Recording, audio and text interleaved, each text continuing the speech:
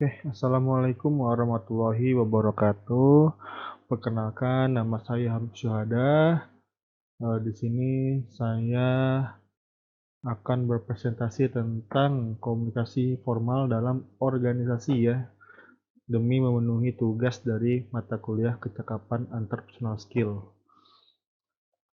Mari kita langsung saja. Yang pertama kita akan membahas tentang saluran komunikasi formal. Komunikasi formal ini itu dibagi beberapa jenis. Yang pertama yaitu ada komunikasi vertikal. Komunikasi vertikal ini adalah komunikasi yang dari pimpinan ke staf dan dari staf ke pimpinan dengan cara timbal balik.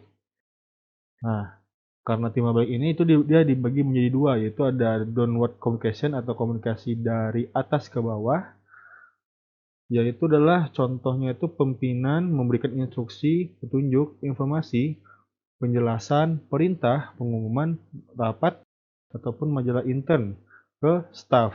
Jadi dari pimpinan ke staff, nah itu dari atas ke bawah.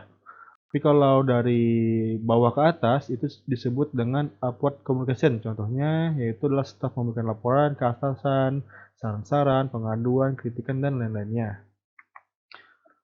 Selanjutnya, jenis yang kedua yaitu komunikasi horizontal. Itu adalah komunikasi mendatar antara anggota staf dan dengan anggota staf yang lain. Jadi dia biasanya ini setara ya posisinya. Makanya dia sifatnya itu lebih tidak formal dibandingkan dengan komunikasi yang vertikal gitu. Karena dia bisa dianggap sejajar gitu posisinya. Karena antara staf dengan staf yang lain. Selanjutnya ada juga jenis terakhir yaitu komunikasi diagonal atau cross communication, yaitu adalah komunikasi antara pimpinan seksi atau bagian dengan pegawai seksi atau bagian yang lain. Jadi contohnya itu kayak pegawai departemen finance berkomunikasi dengan pimpinan dari departemen IT misalnya seperti itu. Nah, itu disebut dengan komunikasi diagonal. Selanjutnya yaitu ada karakteristik komunikasi formal. Pertama ada rantai komando, kedua ada aturan dan peraturan yang ditetapkan. Ketiga yaitu mengikat, selanjutnya hubungannya formal, selanjutnya nilai pengakuan, lalu ada juga pendelegasian wewenang, selanjutnya titik referensi, dan yang terakhir kerjasama dan koordinasi. Nah, selanjutnya kita akan membahas tentang hambatan komunikasi.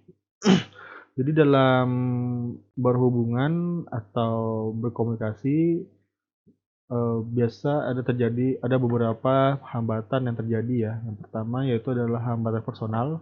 Hambatan personal ini merupakan hambatan yang terjadi pada peserta komunikasi, baik komunikator maupun komunikan atau penerimanya ya. Jadi hambatan personal ini dalam komunikasi ini meliputi sikap, emosi, stereotyping, prasangka, bias, dan lain-lainnya.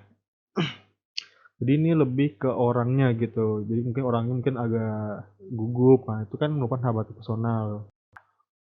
Selanjutnya adalah hambatan kultural atau budaya.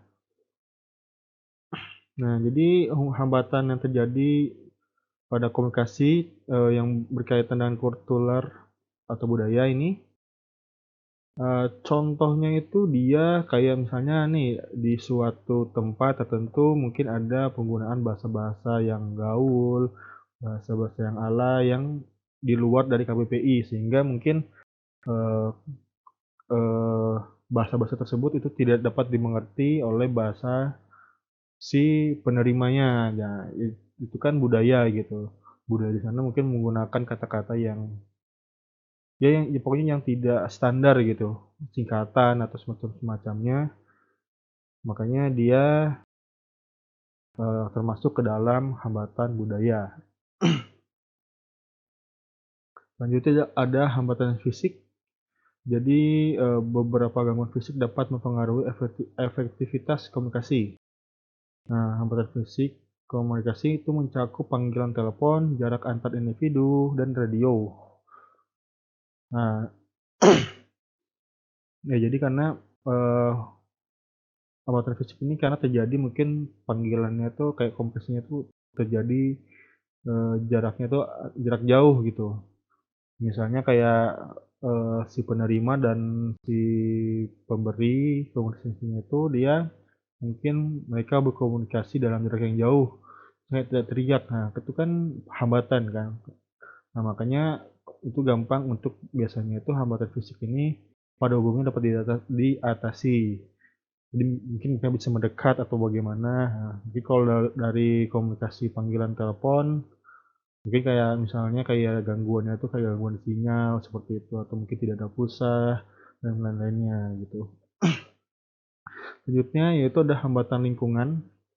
Hambatan lingkungannya itu tidak disebabkan oleh manusia ya. Itu jadi emang terjadi karena lingkungannya yang mempengaruhi hambatan dalam komunikasi gitu. Nah, pesan yang disampaikan oleh komunikator dapat mengalami rintangan yang dipicu oleh faktor lingkungan, yaitu latar belakang fisik atau situasi di mana komunikasi terjadi. Hambatan lingkungan ini mencakup tingkat aktivitas, tingkat kenyamanan, gangguan, serta waktu gitu. Selanjutnya, itu ada beberapa cara untuk mengatasi komunikasi. Yang pertama, pengirim pesan, komunikator ataupun sender. Nah, jadi pengirim pesan itu harus proaktif dalam membuat si penerima ini mengerti dan memahami pesan yang disampaikan. Seringkali apa yang dikatakan tidak selalu sesuai dengan apa yang didengar. Bahwa yang kedua yaitu dengan menggunakan pesan. Pesan merupakan informasi sederhana yang ingin disampaikan oleh pengirim pesan kepada penerima. Pesan dapat berupa pesan verbal maupun pesan nonverbal. Selanjutnya yaitu yang ketiga, cara untuk mengatasi hambatan komunikasi itu dengan si penerimanya membutuh jadi si penerima ini penerima pesan ini membutuhkan informasi untuk memenuhi kebutuhan mereka. Untuk itu, penerima pesan harus memegang kendali atas seluruh proses komunikasi yang berlangsung.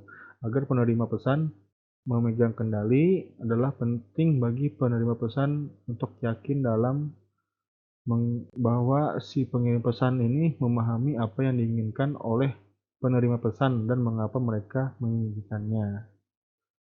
Selanjutnya terakhir itu adalah umpan balik pesan ya. Jadi penerima yang efektif memverifikasi pemahaman mereka terhadap pesan yang dikirim oleh si pengirim pesan. Mereka menyadari kata-kata, nada suara, dan bahasa tubuh ketika mereka memberikan umpan balik. Berbagai bentuk umpan balik yang diberikan dapat berupa pengakuan, pengulangan, ataupun dan parafrase. Jadi umpan balik itu kayak ya kita memberikan umpan balik gitu, pembalasan apakah kita mengerti atau tidak gitu. Baik, itu saja dari saya. Terima kasih atas perhatiannya. Semoga ilmu ini dapat menjadi bermanfaat bagi kita semua. Wassalamualaikum warahmatullahi wabarakatuh.